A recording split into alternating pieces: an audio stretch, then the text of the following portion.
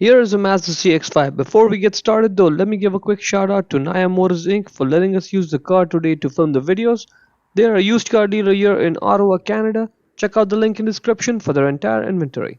Now that's what the lights are. The way to access the bulbs is you have to open up the hatch, and it's the same process on both the sides. I'm just going to show you on the left side. It's the exact same process on the right side. Now right there is the access panel. For that you will need a flathead screwdriver because we're going to put it in that slot there and pull it off from over there. We're going to pry it out.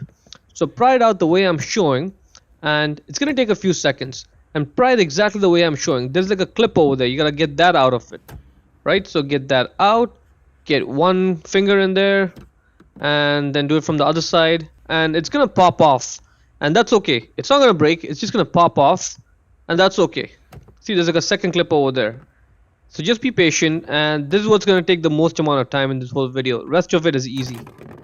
Now that gray bulb holder, that's the one for the turn signal bulb, the middle one. We have to twist it left to loosen it, and that's it. Now it's loose.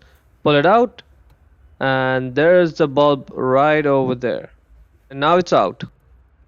To get the bulb out, just grab the bulb and pull it out straight. You may have to wiggle it a little bit, but it'll come right out. Let's take a closer look at the bulb. The bulb size is right there on it. WY21W. That's the bulb size. Get the new bulb, align it, push it in. Now let's put the bulb holder back in. And when you put it back in, it has to sit in properly. So you may have to do some twisting and turning. And that's it. See, now it's in. Now all you have to do is just twist your right to lock it in place, and you're done. Let's put the panel back on. The bottom edge goes in first. Align everything. Just push it, and now it's in position. That's it. Hope you found the video useful.